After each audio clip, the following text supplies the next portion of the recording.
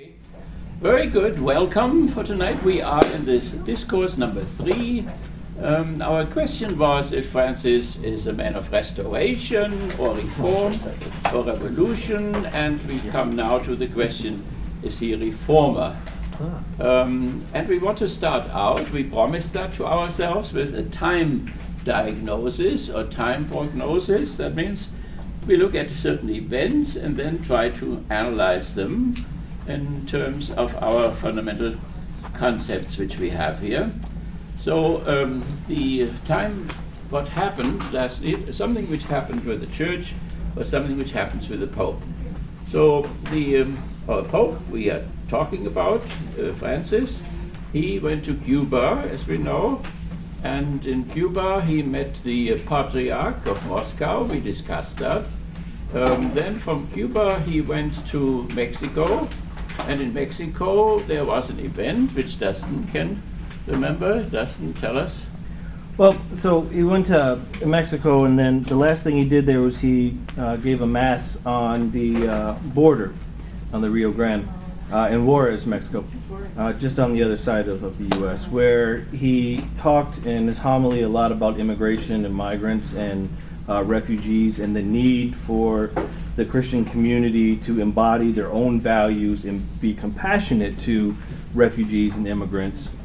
And this message, of course, in many ways was not only for Mexico, but it was also for us, the Americans. Yes. Amen. And on the way back to Rome, Let's talk about this one event there where he... that. Yeah. The small little thing. To Trump. Yes, just small little thing happened, and that was when he was out shaking the hands of everybody. One of his followers there became a little overzealous and pulled on him a little bit, and he fell on top of a guy who was handicapped in a wheelchair, and he kind of fell on him, and he got back up, and he said to the guy, "Don't be selfish! Don't be selfish!" And he yelled at him. So Okay, that is one of those events we want to discuss, but then on the way back there was some discussion about building walls and building bridges. Building walls and building bridges, and that is where Mr. Trump came in. And so he said that Trump is not a Christian. And now when we use our model, which we had from the first discussion, there is of course this issue of the religious and the secular. And so there is a religious leader there, the Pope in this case. And on the other side we have our politics, which is supposed to be secular. And so the secular side did not take the whole thing very nicely, because Mr. Tom said he was a Christian. I think he is a Presbyterian, isn't he? Well, He says he is. would you like me to comment on that? Yes, please do. Mr. Trump claims to be a member of the denomination in which I am a pastor, the Presbyterian Church, USA. Also the denomination of Fred Rogers. Anybody remember Mr. Rogers' neighborhood? Yes. He was a Presbyterian pastor. In fact, I have friends who knew him. But Mr. Trump claims to be a member of our denomination of a particular parish in New York. The interesting thing is that while there is a record of his baptism there is no record of his active membership in this parish at all. Either his attendance, his giving, his volunteering, his they wouldn't know him from Adam's House Cat if it wasn't for the cameras on him. And so he claims, "Oh yes, I'm a Presbyterian. It's great. I'm very proud." They've never seen him. He claims to be a member of our denomination. He has never shown up once. So Isn't it true, however, he did not name Trump? no. He said This man. anyone who builds walls Yes. rather than bridges He's not a Christian. is not a Christian. Right. He did not say Donald Trump is not a Christian. He did not say that. He's- And there are 2 other Republican nominees who also preferred to build walls rather than bridges. Rudy, Yeah, we have, of course, yes. do you want me to give you the text of what he said? It's real Yeah, short. please do, So yeah. this is the official Vatican translation of what he said. He said, "I thank God that he said I am a politician." That's the Francis is saying, because Trump said that the Pope is a politician. "As Aristotle defined the human being as an animal politicus, at least I am a human being, and that I am a pawn, perhaps, I don't know. I will leave that to your judgment to the people. And then this is what the quote comes. A person who thinks only of building bridges wherever that may be, or building walls wherever that may be, and not bridges, is not a Christian. This is not in the gospel. With regard to what I would advise, to vote or not to vote, I would not like to become involved. I would say only that this man is not Christian.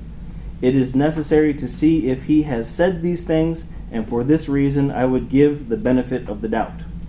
Yeah. That's his exact... Okay. So let's get a little bit order into this thing there. So this is the end. So first we had the Pope. So a religion enters the public sphere. The public sphere is between society and the state, and it is totally secular. So nevertheless, a religious person appears in the public sphere and makes a charge. Then Trump answered the charge, and then the Pope answered Trump again. So that we get the whole thing straight.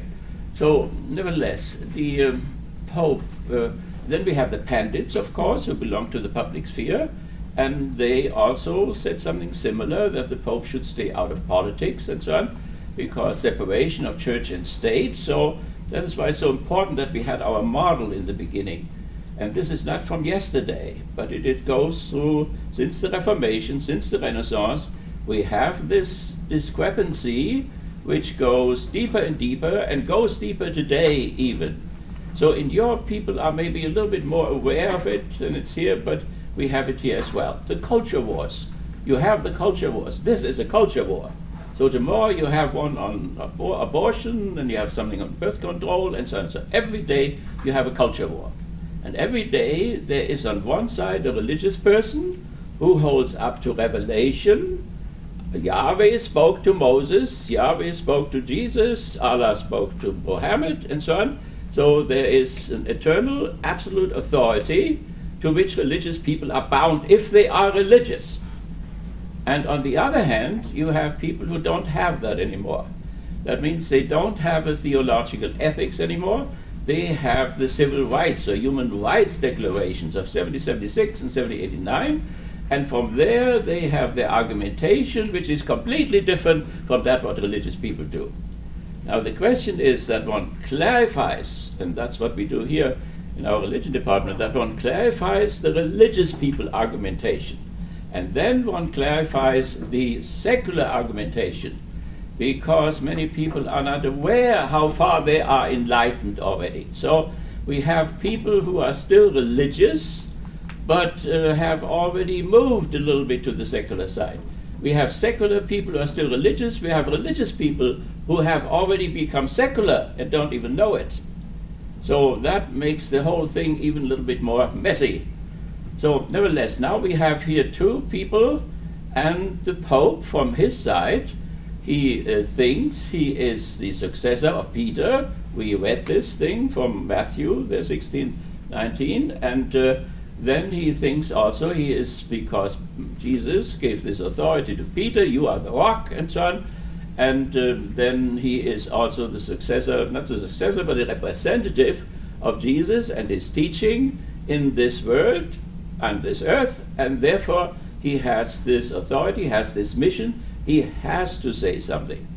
So on the secular side, you have religion should stay out of the family, birth control and so on. Religion should stay out of economics. Religion should stay out of ecology. What the hell does he have to do with ecology and so on? So here we have the two sides struggling with each other. And in some parts of the world, they cut their heads off. And we did that too. We had religious wars in the 16th century, 17th century. There was not one village in Europe which was not destroyed by the Protestants and the Catholics. So we have the same thing. So when we see what ISIS does, we did the same thing. But at a certain point, we took religion out of the state and put it into civil society. That made it possible that we didn't have those civil wars anymore. And there's the question if religion cannot learn from each other. So you have to think that we in the West, we had time, religious people had time to adjust themselves to modernity. But in the Near East, it came suddenly upon them in a few decades. That makes this hysterical and outrageous type of reactions. You have to think we as Protestants and Catholics have slowly, so Protestantism is the first form of adjustment of Christianity to modernity. So Catholics and Protestants had a time slowly to adjust, and we are still not adjusted. Benedict XVI was not at all adjusted to it. So we have the same problem still. So now, what is the argumentation on the religious side of the Pope? Why does he have to say this and so on? What is it exactly? What he bases it on? It's the Sermon on the Mount. The Sermon on the Mount is the basis of Christianity. Not that we go to heaven necessarily, but it is this morality which also separates Christians from the Jewish people.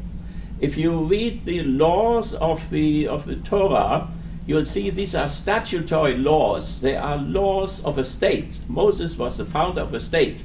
There is no personal morality. If you read the book Leviticus, or how Joshua slaughtered the people of Jericho or Ai or whatever, you'll see that this is totally immoral. So therefore, when we also ask, is, for instance, Judaism, is that a peaceful religion? Biblical Judaism was not peaceful at all. They had one battle after the other. So now when the state collapsed and the Romans destroyed Jerusalem, then they became peaceful. That means the Jews were only peaceful when they didn't have a state. But as soon as the state came up again in the 40s, then we have now 5 or 6 wars already. So obviously war and statehood has something to do. And there are Jewish people who think that the Jewish people were better off without a state, and that they could better be witnesses of social justice and morality than having a state. Because if you have a state, you have to defend it, and you get involved in all kinds of things, and it gets worse and worse, and so you become part of history again. So therefore you could see the reform, the revolution which Jesus made was one in the sphere of personal morality, first of all, and not so much state or whatever.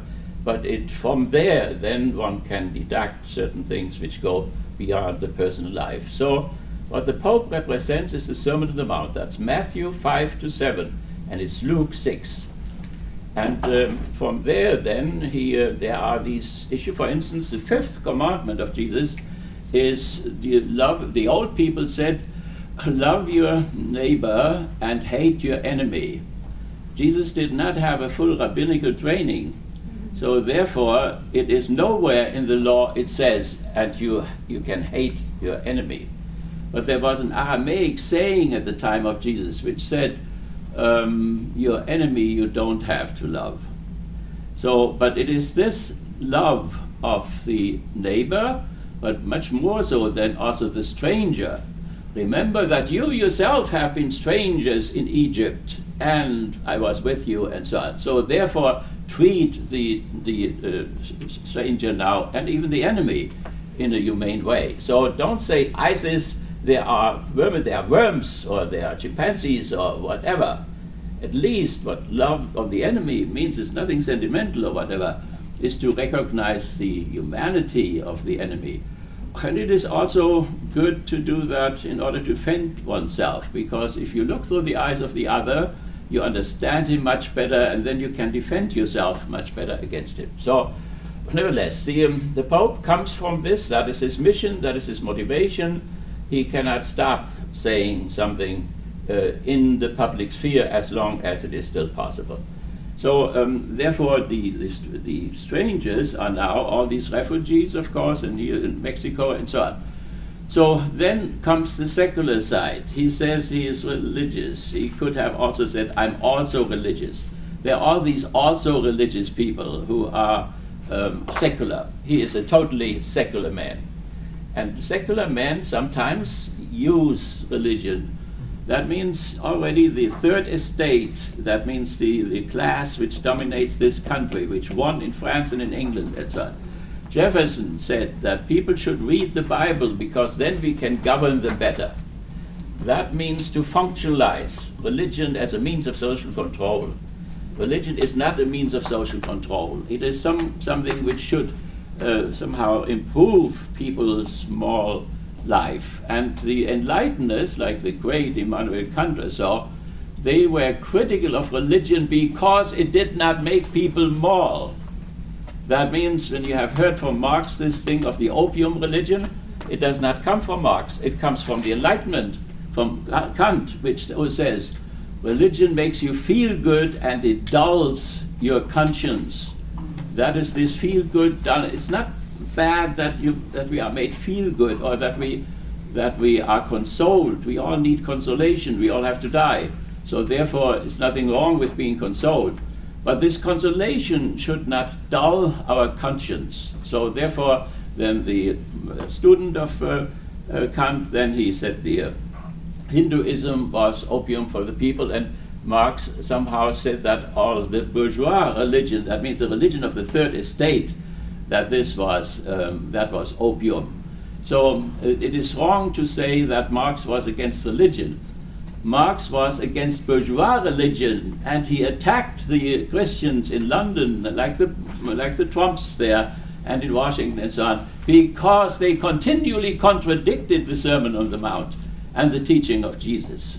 So that is a total misunderstanding then to say, well, this Marx was against Christianity or whatever. As a matter of fact, he said beautiful things about Jesus. He took his children on Sunday to church in London, Catholic church, by the way, like this one, and he listened to the music because he loved church music. And so the children, his 5 children, asked him what all this music was about. And he said there was once a poor man, a carpenter, and the rich people murdered him. That is a Christology from below, which has its validity. So, and then Marx would take the Sermon on the Mount, and he would say the Sermon on the Mount says this and this, and look what you are doing in your business and so on. You do the exact opposite. And that is why he, of course, was so hated by the bourgeoisie, and is still hated and distorted up to the day. Okay, so the Enlighteners, also we mentioned that, the other side, right? There's the religious side and there's the Enlightenment side. And our country is very special in that sense, because on one side we have a totally enlightened constitution without the name of God in it. And the name of God is in the Declaration of Independence, but that is the God of Rousseau and Voltaire. That's the God of deism. He has created the world and then he left. And therefore the world, for all practical reasons, is godless, and God is worldless. So that is what we call civil religion, right? And this civil religion does not get in the way of colonialism or class domination or whatever. So, but many people think, we are a Christian country because in civil society there are so many Christian communities. As a matter of fact, 1,200 of them, with very pious and beautiful people who read the Bible and so on. But this is kept away from the states. And so you see with our evangelical brothers, and many Catholics with them too, what they do in this election. They do not want to have a Christian anymore. They want to have somebody who protects Christianity. So therefore Trump has become somewhat acceptable to them, and that's why he has these high numbers, because they are not so ambitious anymore that they want somebody who knows the Bible, because Trump has no clue what the Bible is all about. So, but they want somebody who will somehow carry their interests and so on, and they hope that is what he will do. If they vote for him, that's what they hope for. They even invented a new term. One of the evangelical leaders has said, "I'm not voting for a pastor-in-chief." Yeah, right. That's his new term. He's Okay. voting for a businessman in chief. Apparently. I'm just an idiot. Right, but I Sorry, mean, stay out of it. so it is a very differentiated position now, but it's important to get some clarity in this insanity, because it really becomes insane. Because on the basis of the deepening of the class division in the country, the stabilization on the political level does not work at this moment, because the Republicans are supposed to stop fascism on the right, and the Democrats are supposed to stop the socialists on the side. Now you have a fascist on one side and a socialist on the other side, and they cannot stabilize it anymore. So now they have Bloomberg to bring him in case Trump makes it, and they have the vice president to bring in case Bernie makes it. So that is the last thing which maybe come into convention finally will blow up or whatever, hopefully not. But it's a unique situation, but it is the reason for it is the deepening of the class system, which comes out in terms of discrepancy of income, where you have the CEO who has 300 times more than the worker in his factory and so on. So that is not maintainable. Even capitalists don't think that it can be maintained. So as this goes deeper and deeper, it reflects itself in the political dimension. And so if we don't get it together, the secular and the religious side, then we have to let it stand and say we must agree to disagree, and we do not cut our heads off. It cannot be solved at this moment. See, we all have inside this longing that these two sides may come together. But and then when something like the Big Bang comes up, and then science and the Bible, they fit again.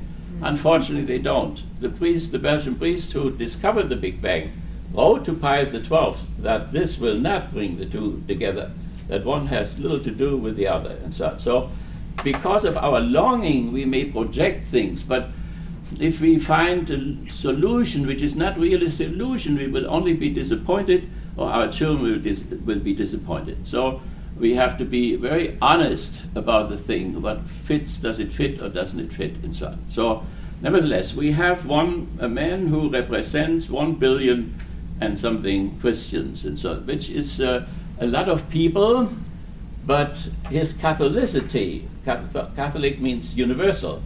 It's not universal. All the Buddhists are left out, all the Hindus are left out. Therefore, the meeting in New York, there in the CO point there, that was very beautiful, because there the Pope suddenly represented all these for a moment. He represented all these religions. But already Roman Catholicism is a contradiction in itself, because Catholicism means universal and Roman means particular. So therefore he has to get those two things together. The less Roman he is, the better, the more universal he is. But at the same time he represents the Roman system, which is even a particularity inside of Catholicism, which makes it very, very complicated. So we have not only the contradictions between the two sides, the religious and secular, but this carries also contradictions into the religious community, so that those who are more open to modernity are opposed to those who are for revelation, for identity, maybe for literalism, like our fundamentalist brothers. Fundamentalism is a modern phenomenon, and it's nothing bad at all. A fundamentalist is a man who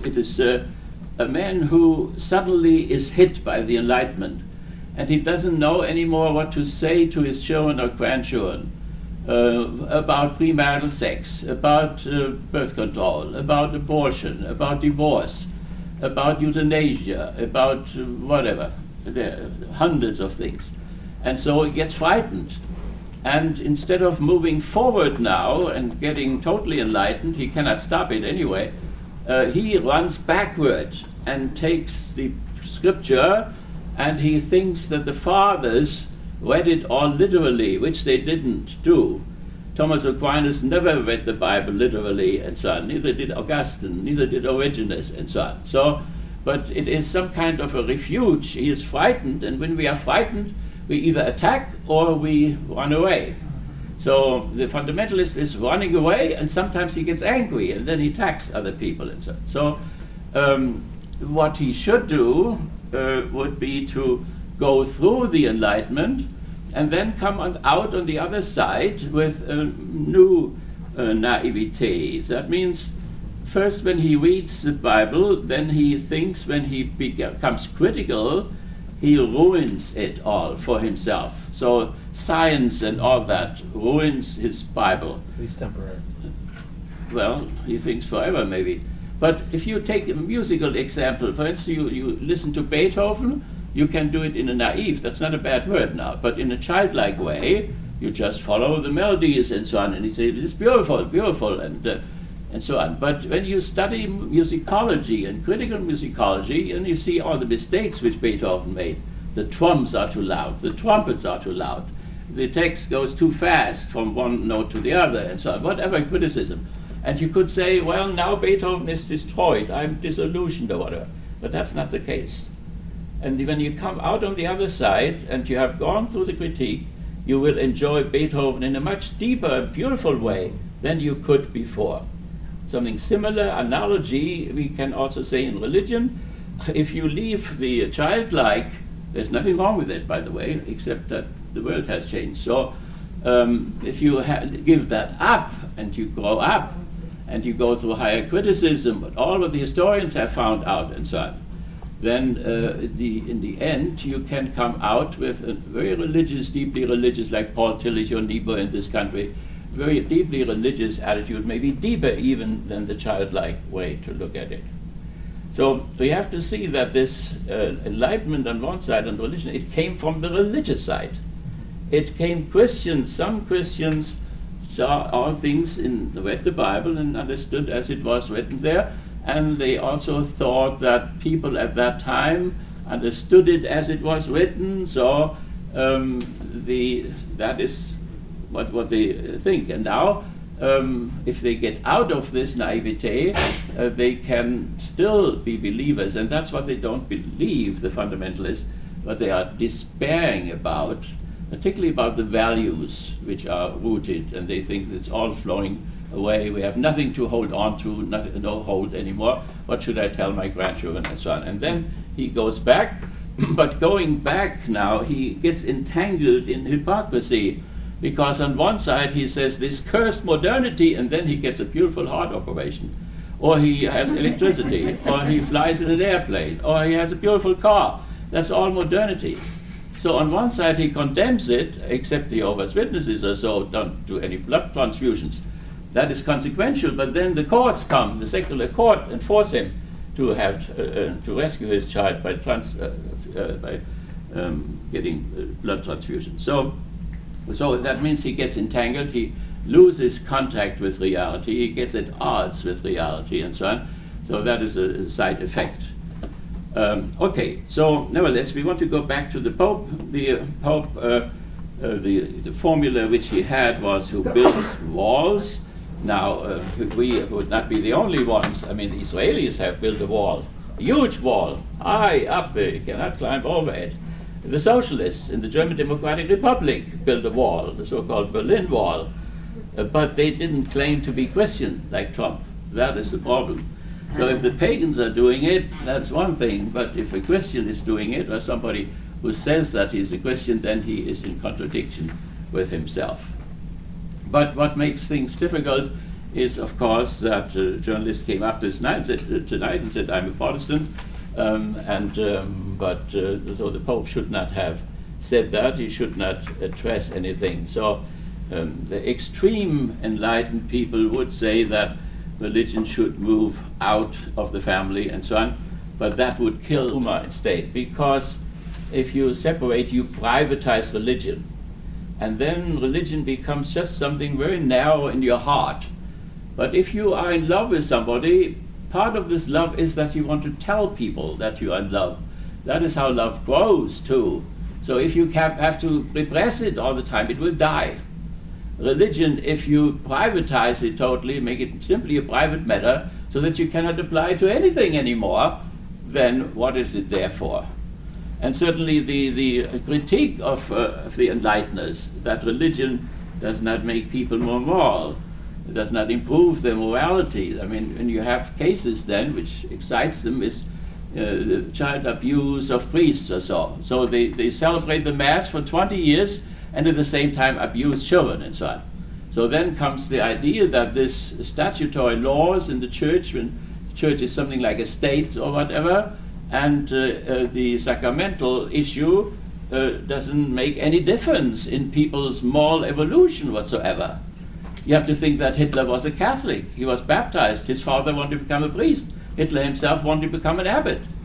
When he went out in the landscape there, he visited sometimes Benedictine abbots. We have one down in Three Rivers, and had 4 hours of talks with him and so on. The 4 million men who marched with him into Russia to kill 27 million Russians, they were all baptized Catholics and Protestants. They came from the 28 countries which constitute today the European Union. So this is a catastrophe, this whole thing, right? If you take the Enlighteners' position, Only later enlighteners then gave even up their criticism. They said it's hopeless, the whole thing. And so then they either say, well, let's use religion as much as it's usable, or let's become aggressive and get rid of it. And that's what you had in the Soviet Union. But there you have to be careful too. Even the socialists in the Soviet Union, still did this bourgeois thing and used religion. Because when Hitler marched in, Stalin allowed all the farmers to bring the icons out again, out of the fields where they had buried them. And it was Stalin who set up the Patriarch of Moscow, the successor of whom the Pope just met. So therefore one has to see to what extent there is propaganda, or to what extent real things are there. They did persecute Christians, the Mennonites, because they didn't serve in the armed forces. So they had no conscientious objector status for anybody, like Hitler neither. So, but if you take these things into consideration, if you take that serious, that you live a sacramental life, you go to communion and you are baptized and so on, and then people say, secular enlightened people say, now what does your life look like, I mean, look at the second Bush there, he was born again. Born again, is with Nicodemus and the discussion and Jesus about born again.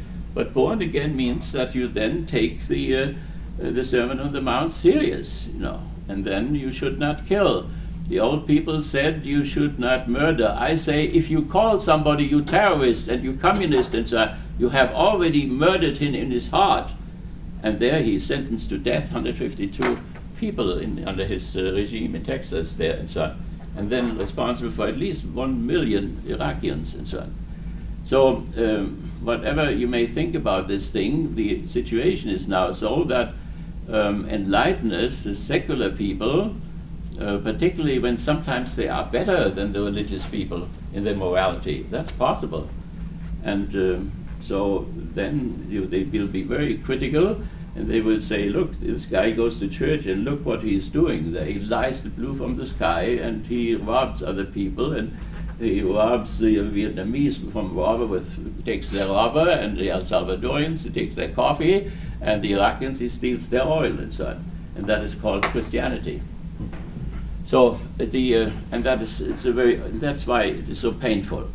This antagonism between the religious and the secular is a very, very painful thing. And when something is painful, then we try to repress it and not to think of it and so on. But it doesn't let us be alone, right? When you turn the television on, there is another culture war thing coming on, right? So you cannot repress it. And when it sleeps a little bit, then it comes up again, so 3 or 4 weeks later. So therefore we do have to deal with it, but in a civil and in a loving way. And if at the moment, let me give you an example. For instance, let's see stem cell research. So there is this thing now we want to, when we have stem cell research and we take it from embryos, then it is not yet differentiated, and it can be helpful maybe for Alzheimer's and all kinds of illnesses. So Mrs. Reagan was very much for it, but this is one of these culture wars, and let's just take it for an example, how people maybe can deal with it. So both sides want to help Alzheimer patients, right? So they do have something in common. Religious people want to help them, and secular people want to help them, and so on. So now why can they help them? Well, because when you produce an embryo artificially and inseminate it, and then you use it for 2 weeks and then you kill it. So that is this killing business now, and that's where the religious people protest. There was a time for Catholics, Thomas Aquinas for instance, who would say that we become human only after 3 months in the womb of the mother.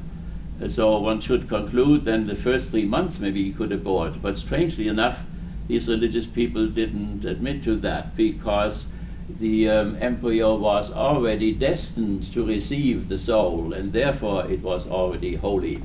And then at the same time, at the end of the life, you could not take apart a body because it had been the home of the soul and so on. So up to the 17th century, the church resisted anatomy and operations and so on, and only then with the scientific revolution, it was broken through. So nevertheless, back to our Pope, because he has all this in his background, of course, so there is a whole world with him. It is Catholic solidarism, it is called. So when you know the theory of somebody, Mrs. Clinton, for instance, that is Roosevelt liberalism, right? Then you know where she comes from, you understand what she says, and you know what she will do, and you also know what she will not do. She will not nationalize the banks. It's not in Roosevelt liberalism.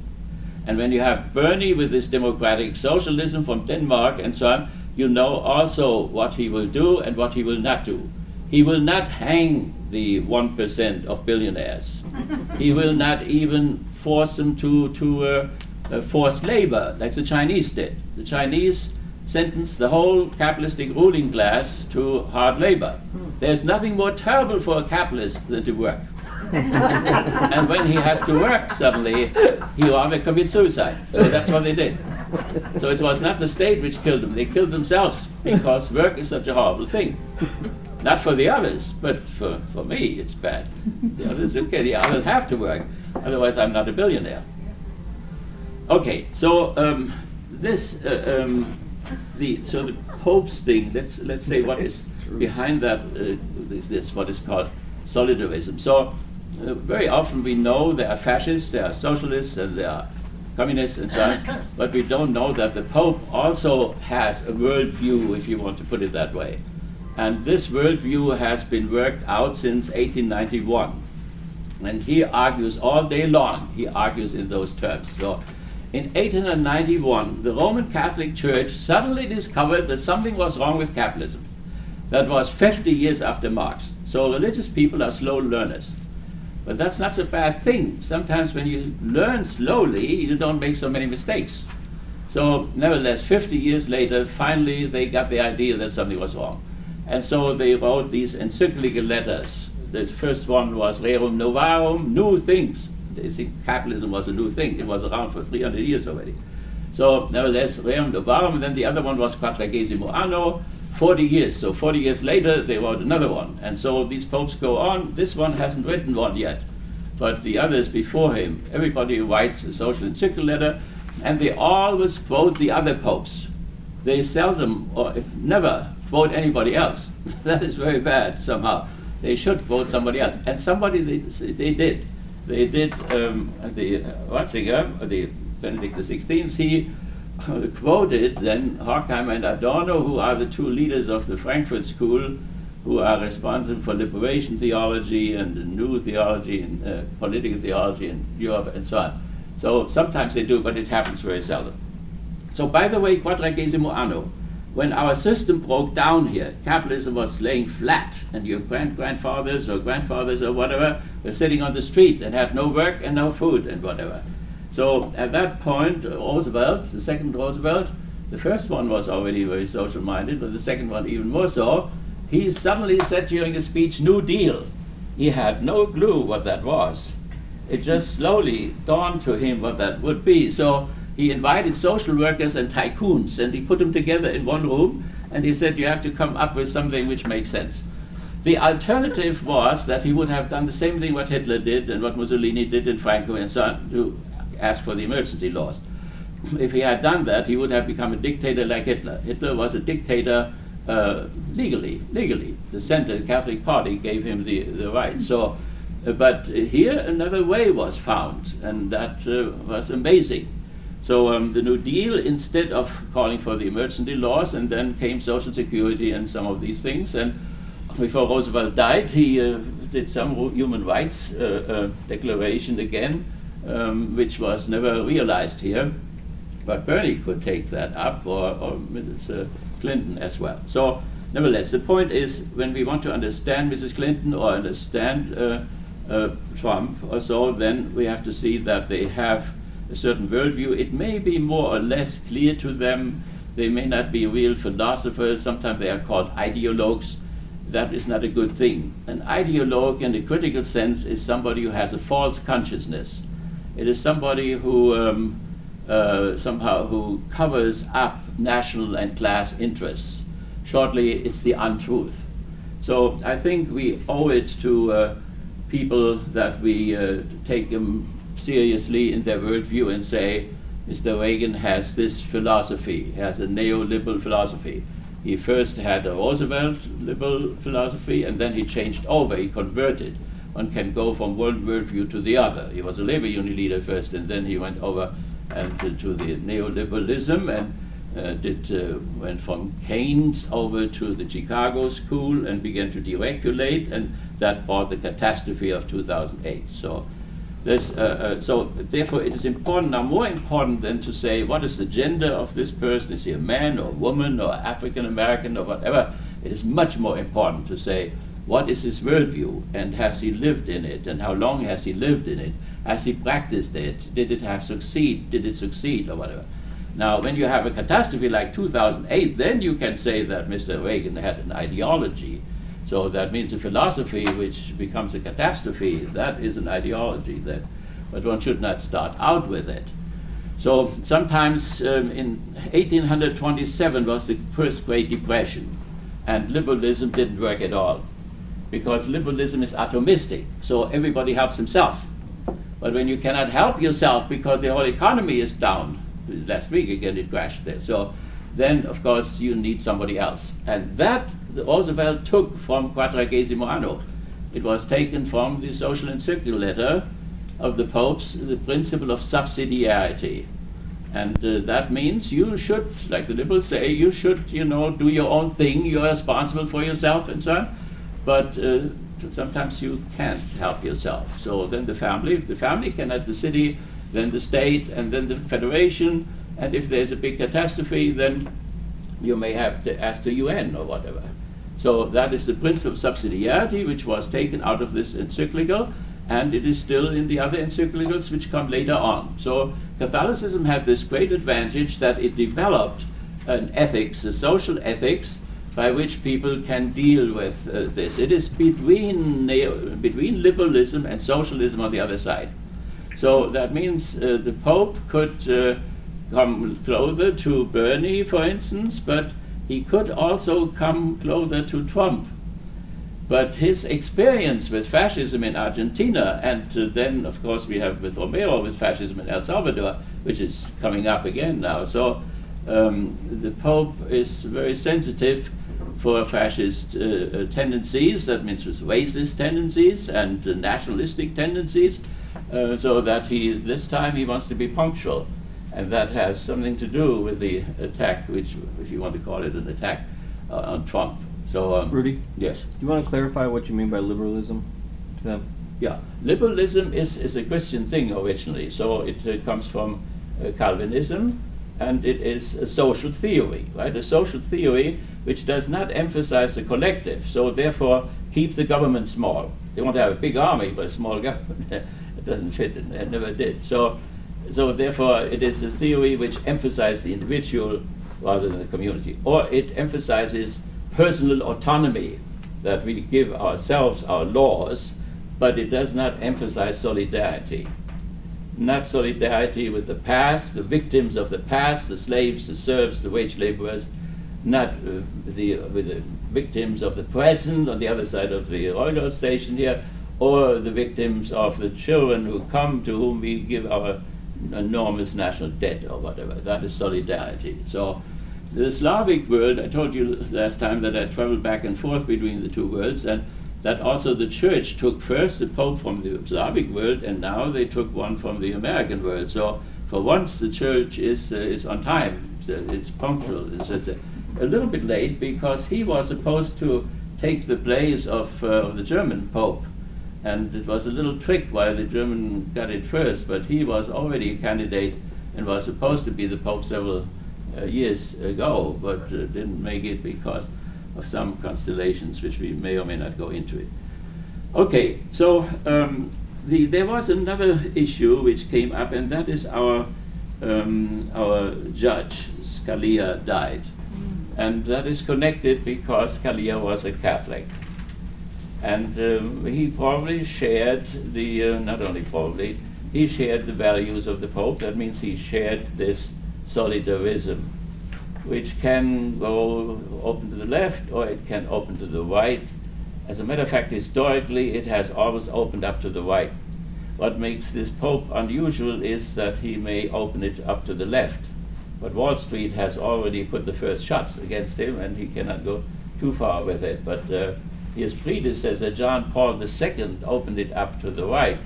So he got money from here, and he gave it to the Solidarity Union in Poland, and was their co-responsible for the neoliberal counter-revolution of 1989. Okay, so let's say something about Scalia. So in a certain sense, with his heart, he was on the religious side. He went to Mass all the time.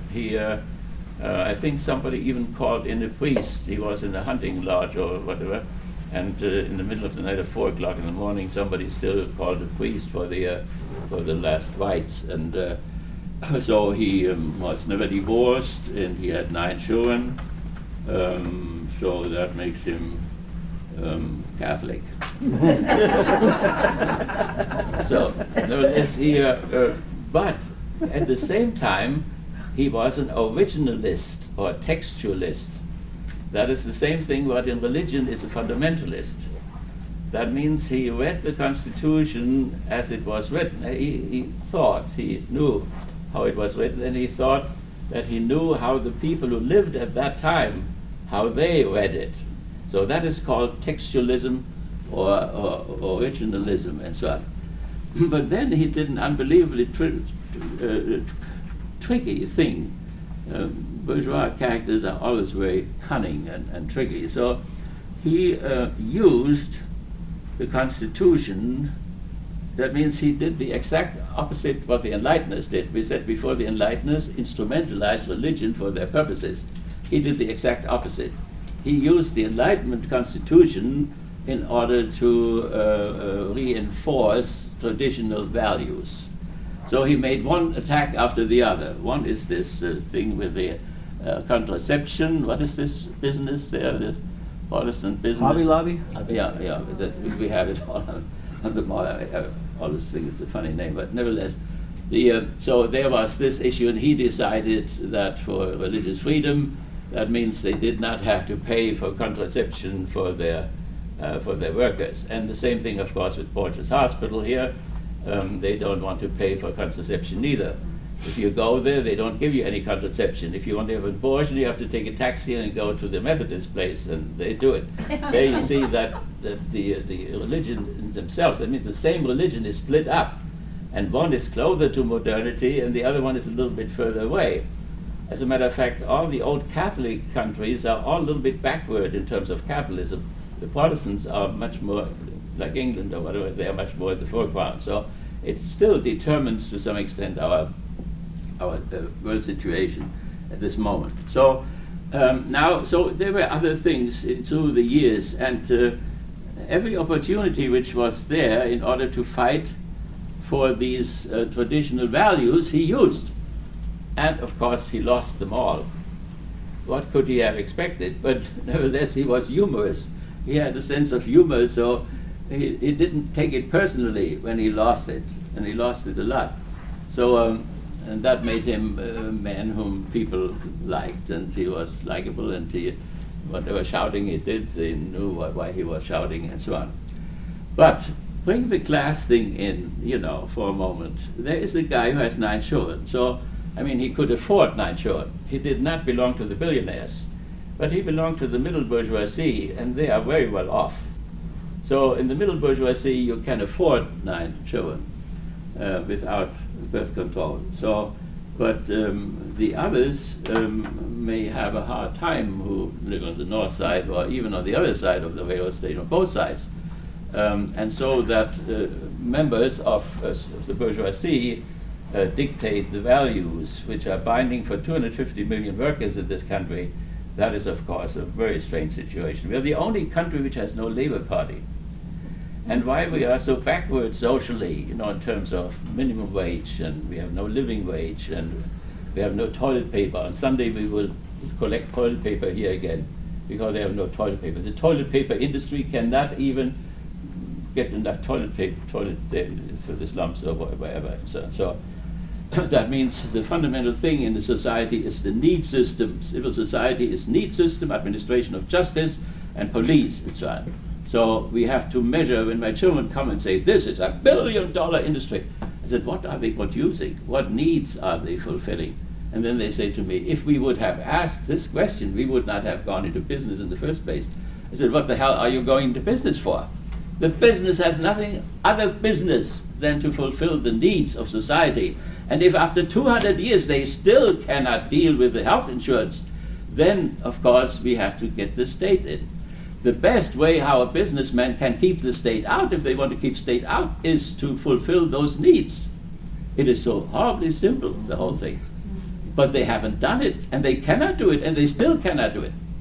So then, of course, the state has to come in, no matter what they say. So, okay, so There's a question. yeah. While you're on I'm sorry. Yes. contraception, Oh, I forgot. on the Pope's way back from Yeah. Mexico, Right. he made a statement. That's what we talked about. Did yeah, you talk yeah. about it all? Well, he's made the No, same no, again. no, Yes. the Zika. Maybe The it's another one. Zika, The Zika virus. Oh, that's new. Yeah, That's new, today. Yeah. Pope Okay. Francis has suggested that women threatened with the Zika virus could use artificial contraception, but not abort their fetus, saying there's a clear moral difference between aborting a fetus and preventing pregnancy. That's a big statement. Yes. Yeah, right. Right. I There's a mean, precedent that is for it. what the secular side would always say. You know, if one uses contraception, then one can prevent abortions. So far the church had never agreed to it. So we have to see what what he Rudy, thinks there was about a it. there was a precedent for it. Yes, in the Congo. From the Congo from the 1960s, where nuns were being raped Yeah. during a time of war, and I think it was it Pope Pius XII? It might be. Yes. Pope Pius XII that allowed them to take artificial Yeah. birth control as to not get pregnant through rape. Yeah. Okay, let me say that the church has a law, right? The canon law and so on. And there is a principle which is called epikeia. That means when there is a certain situation, you look through the eyes of the lawgiver and you ask what in this specific situation the lawmaker intended. And so under this thing, it is possible to suspend certain things and would say the lawgiver would never wanted such a horrible or tragic situation to happen and so on. So, but it does not mean that the law in its universality is changed. It means only that the priest or whatever who is at that time, that he can use epikeia, E-P-K-E-I-A, can use this epikeia and can say, in this situation, the lawmaker, that says would be God, who is the lawmaker, he would never have intended this horrible thing. And then by conscience, and with the contraception thing, when that happened in the 60s, the capitalistic class in the 60s paid $10 million in order to put the working class on the pill. And it worked. They got zero population. That means everybody reproduces himself once, and that means 2 children per family. And when you look back to your grandfather, grandfather, and so there are 9, and there are 5, and there are 3, and there are 2, and so on. So in my family, I have 14 grandchildren, and I have 7 living children, and it works exactly how it ought to work.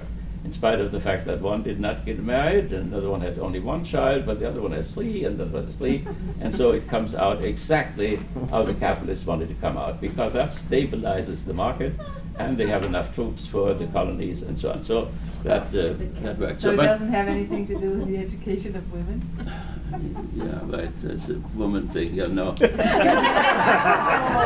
I'm just asking. I like that No, theory. yeah, It makes a lot more but sense to me. this is another problem. But we just wanted to answer this one thing there with the epikeia thing there, so that is why these exceptions are possible. So, but if one would think that the Pope now has converted and that he is no longer a solidarist or whatever, that would not be right. So, and there are these slippery slope things, we mentioned them a few hours before there, where the journalists don't know what to do with him. Because he said, if a homosexual takes care of his partner and they are good people and so on, who am I to judge? Well, he's judging all day long, by the way. By the way, Jesus did that too. He said, don't judge anybody, and then next sentence he does judge somebody. So that, but that's just minor issues. So nevertheless, this would explain the exceptions, right? But that we are not open ourselves up for disappointments later on, because I'm a little bit afraid, that people say, now this Pope, he will become really enlightened, he will become a real modern person and so on. There is no hope that he will become that. So he is a Jesuit on top of all of this, And by the way, there is this book here where he is described in a very positive way. Some kind of it's not a biography, it's an interview which a Jesuit has made, so that about his Jesuit background. Let me just see how complicated that is. There is the other book here, which I also mentioned to you, which is done by a great man, by Matthew Fox, and maybe you have heard of him. He was in Chicago, was a Dominican, and he is now an Episcopalian. He was thrown out. He was thrown out by Benedict out of the order and so on. Now, he is a specialist in the great mystic Meister Eckhart. I don't know if you have heard of him. Beautiful fellow. If he would have come through, and his friends and his successors, then the Reformation would have taken another way somehow, and things would be a little bit different. But this mystic, the great mystic Meister Eckhart, he was sentenced by the Inquisition, and then he defended himself, and he won. The Inquisition said, you're right, but then he died. And afterwards he started the Inquisition again, and he lost because he was dead. He couldn't defend himself anymore. And that was 700 years ago, and he is still excommunicated. So if we want to have a real test whether he's a reformer, the present Pope is a reformer, not to speak of a revolutionary and so on, then it's the question, first of all, what he will do with this Matthew Fox there. If he will say, Fox, we're very sad, that this happened, and we will, take the ban off you. That means they excommunicated him too. And so they lost his book. And then on the other side, you have what happened before him, and why people put such great hope on him, that he would do and make all these things good, right? But now one should think it wouldn't be so difficult, because Ignatius of Loyola, who is the founder of the Pope's order, was influenced by Master Eckhart. He was a mystic as well.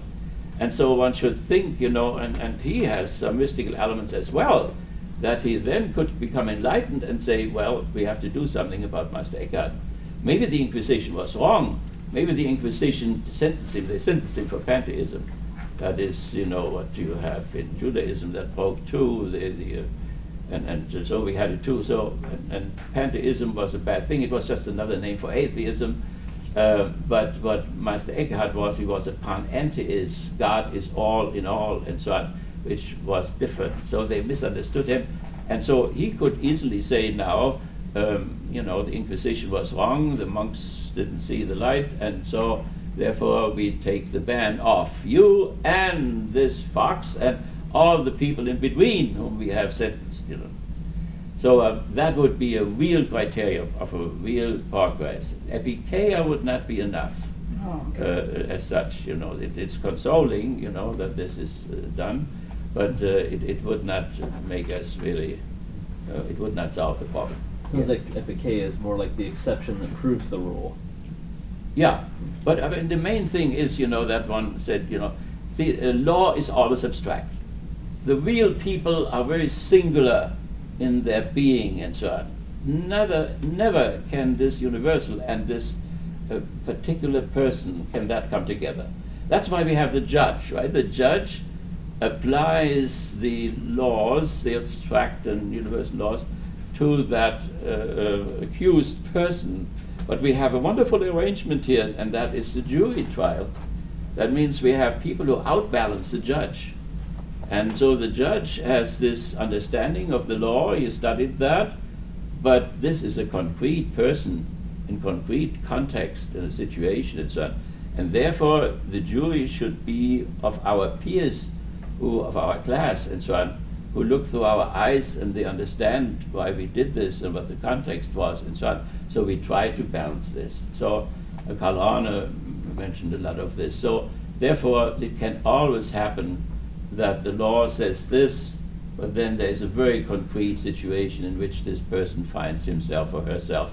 And that is where one can say that that was never the intent of the divine or the earthly lawmaker to produce this harm and this pain and this suffering for this person, and then they can make a decision. So, or the lesser evil, they bring something. So the greater evil is this, and birth control is the lesser evil. It does not even say that it is a good thing, the birth control. You may very well say that it is just the lesser evil in comparison to an abortion. That's precisely what he said on the plan. Yeah, okay. That's precisely So what he said. there we have it. Yeah, right. So, so therefore, we should not. I mean, I'm all for it, to have great expectations, but then if you have them which are not real in terms of where he comes from, being Jesuit and being a man of this solidarism and so on, there was a time when he was considered to be an extreme traditionalist in Argentine when he was the head of the Jesuit order there and so on. So, he changed. He has repented this. He was an authoritarian personality, and it's very hard to overcome that. There is a great psychologist, Erich Fromm, who has written a lot about the authoritarian personality. So on one side you have the revolutionary personality, on the other one the authoritarian. It's the fascist personality. So and in between. So Erich Fromm made a study in Germany before Hitler with about 8,000 workers, and in order to find out what chance fascism had, like we have it here now, what chance fascism has to break through. And the more authoritarian personalities you have, the more likely it is that fascism will break through. So an authoritarian personality is backward-oriented, the good old times. My aunt in Rochester said 1900, there were no labor unions yet, it was paradise here, and so on. So that is backward. And then it is nationalistic, like country right or wrong. It is capitalistic. People need leaders. They are lazy. They would just sleep at Lake Michigan, would go fishing. If there was not a Ford to put them all at the assembly line with thugs to beat them up if they don't work fast enough, so on and so on. This is this leadership idea. Then it has a masochistic and a sadistic, there is sadism toward the weaker class or race or what, downward. And then there is masochism. They are also willing to suffer a lot. So it comes originally from sexuality, that people enjoy sex when they suffer or when they can produce suffer, but it has been separated from the sexual thing and then becomes a characteristic of the personality. And then the authoritarian personality is racist. I had a friend here, professor, and one day I was sitting with him and I described the fascist personality, and he stood up and shouted, "You cannot tell me in my own house that I'm a fascist." I said, "I didn't tell you that you were a fascist. I just described what a fascist is." And it became so obviously clear to him suddenly. He came from Croatian fascism, which I'm so familiar with. So, nevertheless, this, and on the other side you have the revolutionary person. When Erich Fromm came over here, we are so right-wing here, that's very out of sight.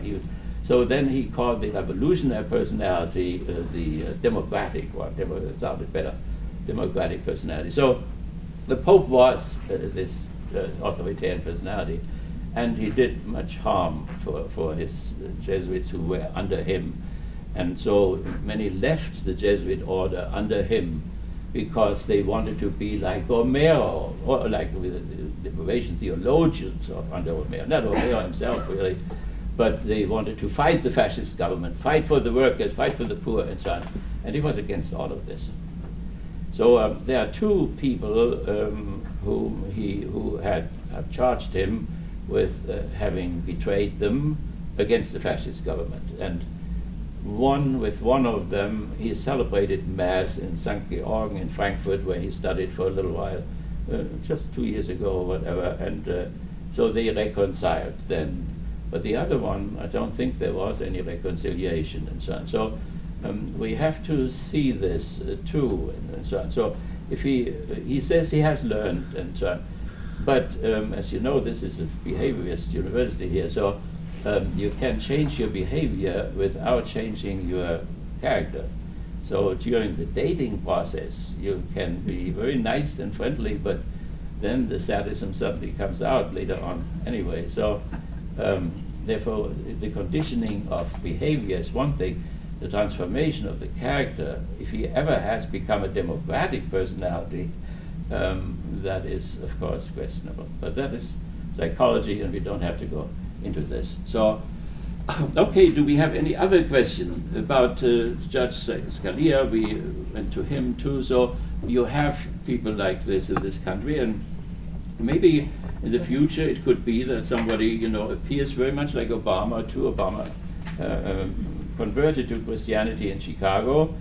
Was that genuine? You know, in Scandinavia, in Norway, they wanted to take the Nobel Peace Prize away from him recently, and but they changed their mind and said with deep regret they let him have it, and so on. So, but so is the conversion, you know, did it really happen? Sometimes Obama looks like somebody who is a very secular person, but has some religious motivation in him, and that may very well be the future, how these two things can come together. That you have secular people, some of them are motivated by humanism, but others may be motivated by Christianity or by Buddhism and so on. So, because not only Scalia lost all rearguard struggles, but since 400 years, the religious community has lost all rearguard struggles. And what that does in terms of credibility of the religious communities, sometimes they can keep their credibility only because people have forgotten what has happened. They can't remember anymore, right? So, but one has to calculate it in order to be honest and so on, right? We have to be honest about these things. Maybe some of them would have been lost, background reading, if religious people or secular people had been more wise or whatever. But it is serious when you lose against Copernicus and Galileo and Newton and the evolutionists and Marx and Freud and so on. It's all lost. So the mainstream churches then, you know, said after decades and decades that, well, we are right, the guy was right anyway. So, but there are still churches, you know, hold on to. That is our, when we had our monkey trial here in the 20s or so, and there's still monkeys around there who still have the same ideas. Yes. You have been mentioning things that have happened this week in the news. Do you want to comment on the letters that were talked about on television that were written by Pope John Paul? Right. Okay, yeah. So that has something to do, you know, with something which also reformers would like to change. That is the forced celibacy thing. So we about 3 years ago, when Benedict was still there, we gave them in Germany, I say we, a circle of my friends, and we gave them 120 points of reform, and that was one of them. And that story has something to do with it. Benedict himself has a very close woman friend with whom he plays for years and years already piano and so on and so on. And so John Paul II also had a Polish philosopher, I think, at Harvard, with whom he exchanged. We only have his letters now, we don't have her letters and so on. But it seemed it was a very intimate friendship between them, and before he died, he wanted her to come, and that means, you know, that means that it was a very close friendship and so on. So, but that people, you know, become suspicious about that has something to do with this celibacy thing there. I just got a letter from Germany just last week, and there was a woman from my parish, and she had found a book which I had written about the pastor of my parish, and his name was Rudolf, and so he raised me. He was something like a father to me. My father died very early from cancer, and so he took that father on, and I admired him greatly, and I saw him fighting against fascism, and he was beaten up by the Gestapo in the basement in Frankfurt, and so on and so on. And there were always Gestapo people sitting when he gave his sermons, and his sermons were very prophetic and so on. So I was a great admirer. Maybe, you know, maybe I admired him a little bit too much and so on, but nevertheless, I wrote this book. And so this woman wrote that she was also with Rudolfi, and I knew her family even, and she went to communion and to confirmation, and she was also very enthusiastic about the pastor. But then something happened. Suddenly he disappeared. That means one Sunday the people came and he wasn't there. And so he was taken out of his office and put in the mountains somewhere. And then there were rumors going around. And so another book was written about him. And so I told her, I said, well, a lot of rumors had to do with fascism. People said he was a fascist. He put the Nazi flag up and so on. I said, no, these rumors are wrong, because the IG Farben was the big chemical industry which produced Cyclone B, with which the Jews were gassed in Auschwitz and so on. So, and these workers, they were all Nazis, and they didn't want the pastor. They wanted to throw him out of the parish. If he had been a Nazi, they would not have wanted to throw him out and so on. So that I wrote to him. And then she wrote back, and it was really shaken. She didn't even address me by my name anymore. But she said, it was about celibacy. And then I wrote back, I said, yes, some of the rumors were celibacy. But I said, you know, forced celibacy is a curse. And I wrote behind it Hans Küng. Hans Küng is that great German theologian whom I brought here, by the way, the Miller Auditorium and so on. And we were sitting at the Rhine River and drinking wine lastly, and then a messenger came and said that a young priest had committed suicide because he could not reconcile his promise not to get married. The secular priests, both popes, they are secular priests. Not this one, he's an order man. But Benedict XVI and John Paul, they were secular priests. They do not take a vow. They don't take a vow of chastity. They take a promise not to get married, which is different. But a Benedictine, a Dominican, a Franciscan monk or so, he takes a vow. And there are a great difference between the two. So, nevertheless, I had a similar experience before in a parish where on Christmas Eve we were ready for the Mass, and suddenly we found the priest hanging there up in the tower, had hanged himself and so on. So these types of conflict, and if it's only one, it's one too many and so on. So, and the Orthodox Church, and we mentioned that already, has it different. It has a married and an unmarried clergy. The bishops are unmarried and the patriarchs, but the priests are married and so on. That is a much better solution and so on. So that was one of the reform things now. And but we can ask, you know, can he change something in order to take that stupid suspicion, you know, as if celibacy becomes for some Catholics the most important thing. So somebody can, for 40 years, he can do the most heroic thing and becomes martyrized and so on. And then suddenly something comes. I think the priest, you know, did have a relationship, and he did have an illegitimate son. I think the son even visited me and visited the other author as well. So it happened. So very probably it's not only rumor.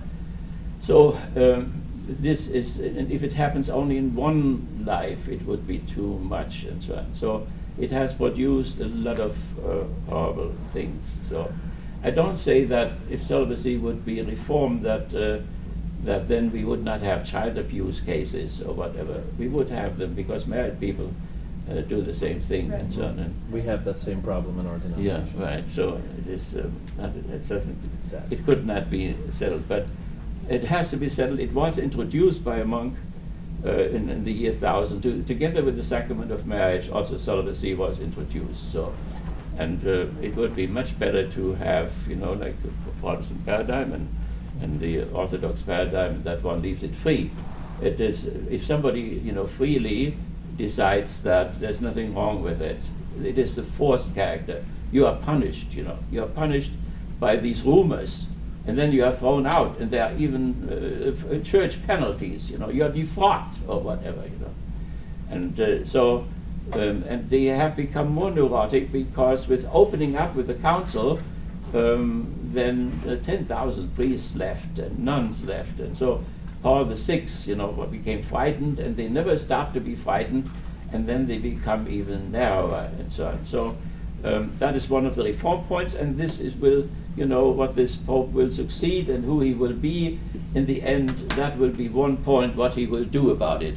And that is important because we do not ask anybody, no Buddhist, no Muslim or whatever, to give up what is part of his constant faith substance. No secular man or religious man can do this. So therefore in Christianity we have Christ as the center of and so on and so on. And we don't want the Pope to give anything up for what belongs to revelation. But the forced celibacy, first of all, it contradicts the first 3 chapters of the Genesis, which is valid. God created man as man and woman, and he wanted them to be one and multiply and so on and so on. So there it is, The criterion of what the church does, if the church does something right or wrong, is the revelation, and the Jewish revelation is included. Otherwise, you are Manichaean, because the Mani in Persepolis in 250 or so, he separated the Old and the New Testament. And Yahweh was the evil God, and Jesus' Father was the good God, like it is in Persia, in Zoroastrianism and so on. That sneaked into the church, And they repressed it all the time, but it came up with St. Augustine, for instance, who, the whole city is St. Augustine. St. Augustine lived in concubinage, for 9 years or whatever, had a son, illegitimate son, whom he called Adeodatus. That means given by God. He was illegitimate and given by God at the same time. So, unfortunately, he let the poor woman go then, who loved him dearly, and back to Africa. By the way, he was an African. He was black.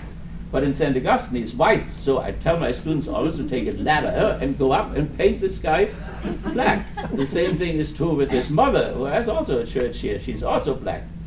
Only, yes, in Monica. And Ambrose, he's white. Ambrose was an Aryan. He taught St. Augustine. So, nevertheless, so this, the Paul, of course, Paul says very clearly that celibacy was not taught by Jesus. So it's not from him, he says. It's, I counsel you because it works well with him. Now, according to Jesus, there are 3 types of eunuchs, and you never know what kind of a eunuch you have. Because one type of eunuchs, they are eunuchs by nature. It means biologically something doesn't function. And then there are eunuchs by society. So the harems guys were castrated, and so were the boys in the church up to the 17th century to keep their voices high. So, and then there are eunuchs for the kingdom's sake, because in the kingdom people don't get married anymore because they don't die anymore. So therefore, that was the thing which Jesus thought, not for priests. He didn't think of any priesthood or whatever. When I said to the priest down there was a meeting, I said Jesus was not a priest. He was not a king neither. He was an anti-priest. He criticized them from the morning to the night. So that's why they hanged him in the end. So nevertheless, it was for divorced people. Jesus taught whoever divorces a woman makes her an adulteress, and whoever marries a divorced person lives in adultery. Therefore, don't get married. So it's not the separation, but it is the remarriage. So instead of remarrying, become a eunuch for the kingdom's sake. Now, it takes force to take this thing and apply it to a priesthood, which was recreated out of the Jewish example much later. So, nevertheless, that's where it comes from. So it is somehow the monks took over the church and imposed this promise, and then Manichaeic elements are connected with it, and that makes it dangerous. When I studied in the city of Mainz, there were 2 Protestant ministers who wanted to convert to Catholicism and become priests. So the church said they could keep their marriage. So that means celibacy was cancelled for them. And so one was 70 years old, that wasn't such a problem anymore, but the other one was 40, and when he went from the seminary to the cathedral, Catholics came and said, please don't do that. Don't mix up the dirty marriage with the holy priesthood. And when that was told to the bishop, Stohr was his name, he wept, because the church officially had repressed this Manichaeism. You know, if you have an old aunt who says, you know, work is dirty, you know, grease monkeys and whatever, and they're dirty things or whatever, that is Manichaeism. The prostitutes in Rome, you know, they go through the night and do their work, and then they go to Mass in the morning because they separate the soul, the purity of the soul, and the dirtiness of the body or whatever. St. Augustine did that too. He was an orator, he was a philosophy professor, and he was idealistic, a Platonist, and so on, all in heaven, and then there was some concubinage on the other side. So that is this split, is Manichaeism, and it has been rejected by the Church, but it is there, and it comes out in Catholicism when people suddenly, because a priest now gets laicized or gets married or whatever, then he's nothing for them. No matter what he did, he's just you know, excommunicated, defrocked or whatever. So that's not unhealthy. So, and Augustine, you know, is a great thinker, and he had influence for centuries up to the day. Luther was influenced. Luther was an Augustinian eremite. Luther belonged to Augustine's order. So Paul and St. Augustine, you know, have somewhat messed up the Christian sexual morality, and so that is something where he could work on, you know, to simply to say that he was also in love once is not enough. We still don't know what kind of a eunuch he is. So but this is it's not. And what I wanted to say is, you see, he is not bound by revelation to hold on to it, because the Church made the law, and the Church can undo the law which the Church made. Mm-hmm. But if a law is, according to their perspective, given by God, then the Church has no right to change it. But this they can change. And the same thing is for women priests and so on. There is nothing in the New Testament which would forbid the Pope to discuss. Benedict said we cannot even discuss it anymore. And John Paul also said, first of all, the Pope has no right to forbid anybody to discuss anything. It's not in the canon law. There is no canon which allows him to do that. So people should continue to do that. But then, is there something in the New Testament, or is there something even in the tradition? No, it's just they didn't do it, you know. But that they didn't do it, sometimes they may be able to do something new for once. So therefore that should be discussed, and this is another test stone where we can say, is he really a reformer now, or is he not a reformer? Yes. Aren't there too many bishops who were appointed by Benedict, Right. who are so conservative Yeah. that even if the Pope brings it up, Right. he's got a stone wall against him? He will, yes. And he's not going to live, I hate to say that, but unless there's a miracle. Yeah. I don't think he can live long enough at his age to appoint enough bishops That's right, yeah. to make that change. Okay, so that was our last discussion about restoration. So there was a whole period of restoration. The council opened up the window to talk to the Protestant brothers and sisters and so on, and to the secular people and so on. And then came that wind, like today, and flew through the whole church, and they became frightened, and Paul VI even forbid the seminarians to go to the movies, and he kept the keys, and so this is neurosis, you know, they need the couch, they had to put on the couch. But it got worse and worse, and the Benedict, you know, it reached the climax, and you see that in that book here by Fox, and it became horribly bitter. And I think the normal Catholic has no idea what harm was done. You know, Boff, for instance, liberation theologian, he had to come before the Inquisition, and the Inquisition is medieval. He could not bring lawyers for his defense. Boff, B-O-F-F. And he brought 3 cardinals along, but they didn't let the cardinals come in. Ratzinger didn't let the cardinals come in, so that they could say something in his defense and so on. So Hans Küng, whom I mentioned before, doesn't even go there. He said, you know, this is a medieval type of institution, and I do not subordinate myself under that and so on. So yes, you're right. I mean, he is time-wise, he is limited, energy-wise, he is limited, and so on. And these, you know, Benedict and John Paul II and Paul already they began. I mean, Paul still had an encyclical, you know, Rerum Populorum, something in which he even recommended revolution, you know. So he was very progressive, but they became frightened. The pill encyclical shows that whole fear. What will people say when we suddenly, after 2,000 years, you know, are opening up to contraception and so on? And then they did something which was good, but which came too late, because it was the Thomas Aquinas, the great teacher of the Catholics, who suddenly got that discovery where he said that the conscience is the last instance. So if you see something in the Catholic Church, and the Catholic Church teaches something wrong according to your opinion, you have to follow your conscience, and on Judgment Day you will not be judged if you were conformed to that teaching, but you will be judged according to having followed your conscience. So that would have solved the whole problem. Leave it to the conscience, to the people. But they had repressed it so long, so now they couldn't bring it up fast enough. And the people then, after the pill came out, and women had gone on the pill already, and didn't want to stop it anymore, then they didn't go to confession anymore. Why the hell should you confess all the time what you do next week anyway? So therefore the confession became emptier and emptier and so on. Just some little old creature came there and went there and confessed something. So.